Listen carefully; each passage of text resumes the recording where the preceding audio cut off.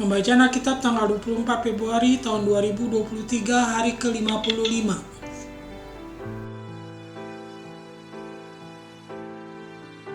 Yunus pasal 4. Yunus belajar menginsafi bahwa Allah mengasihi bangsa-bangsa lain.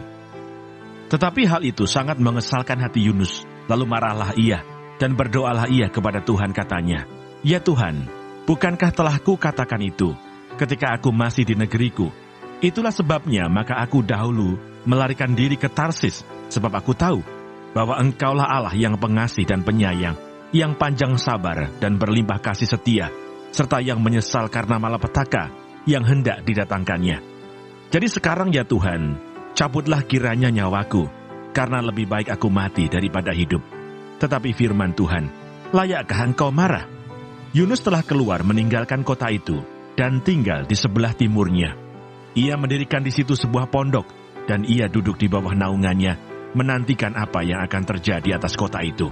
Lalu atas penentuan Tuhan Allah, tumbuhlah sebatang pohon jarak melampaui kepala Yunus untuk menaunginya, agar ia terhibur daripada kekesalan hatinya.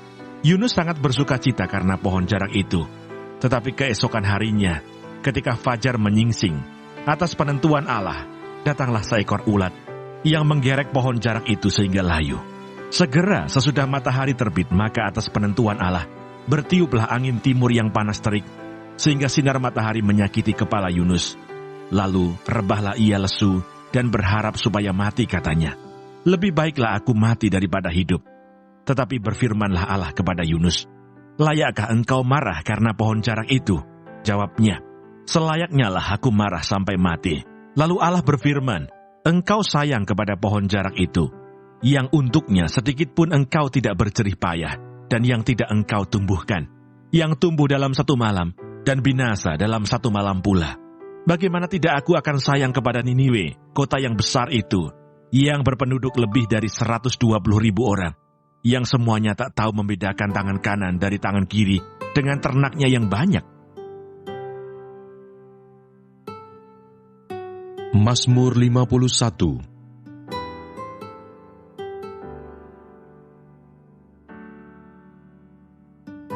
Pengakuan dosa. Untuk pemimpin biduan, Mazmur dari Daud. Ketika Nabi Nathan datang kepadanya setelah ia menghampiri Batsyeba, "Kasihanilah aku ya Allah, menurut kasih setiamu. Hapuskanlah pelanggaranku menurut rahmat-Mu yang besar. Bersihkanlah aku seluruhnya dari kesalahanku, dan tahirkanlah aku dari dosaku. Sebab aku sendiri sadar akan pelanggaranku. Aku senantiasa bergumul dengan dosaku. Terhadap Engkau sajalah aku telah berdosa, dan melakukan apa yang Kau anggap jahat, supaya ternyata Engkau adil dalam putusan-Mu, bersih dalam penghukuman-Mu. Sesungguhnya, dalam kesalahan aku diperanakkan, dalam dosa aku dikandung ibuku. Sesungguhnya, Engkau berkenan akan kebenaran dalam batin, dan dengan diam-diam Engkau memberitahukan hikmat kepadaku. Bersihkanlah aku daripada dosaku dengan hisop, maka aku menjadi tahir. Basuhlah aku, maka aku menjadi lebih putih dari salju. Biarlah aku mendengar kegirangan dan sukacita. Biarlah tulang yang Kau remukan bersorak-sorak kembali. Sembunyikanlah wajah-Mu terhadap dosaku. Hapuskanlah segala kesalahanku. Jadikanlah hatiku tahir ya Allah, dan perbaharuilah batinku dengan roh yang teguh. Janganlah membuang aku dari hadapan-Mu, dan janganlah mengambil roh-Mu yang kudus daripadaku. Bangkitkanlah kembali padaku kegirangan karena selamat yang daripada-Mu, dan lengkapilah aku dengan roh yang rela. Maka aku akan mengajarkan jalan-Mu kepada orang-orang yang melakukan pelanggaran, supaya orang-orang berdosa berbalik kepadamu. lepaskanlah aku dari hutang darah, ya Allah, Allah keselamatanku. Maka lidahku akan bersorak-sorai memberitakan keadilan-Mu. Ya Tuhan, bukalah bibirku, supaya mulutku memberitakan puji-pujian kepadamu. Roma pasal 1. Paulus ingin ke Roma. Pertama-tama aku mengucap syukur kepada Allahku oleh Yesus Kristus atas kamu sekalian, sebab telah tersiar kabar tentang imanmu di seluruh dunia.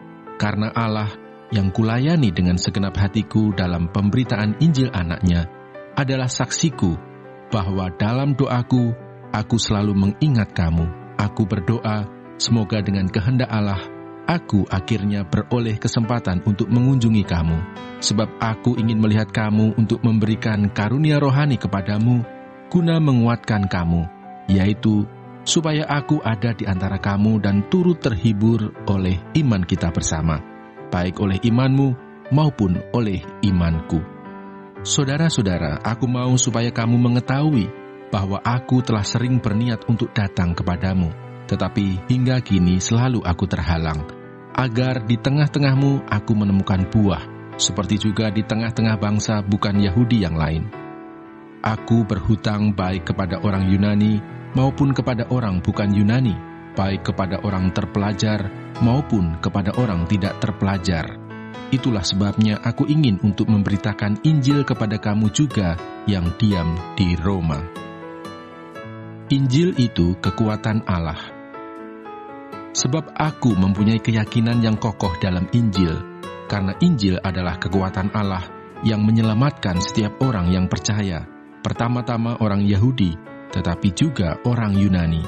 Sebab di dalamnya nyata kebenaran Allah yang bertolak dari iman dan memimpin kepada iman, seperti ada tertulis, orang benar akan hidup oleh iman.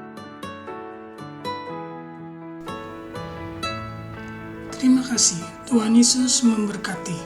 Amin.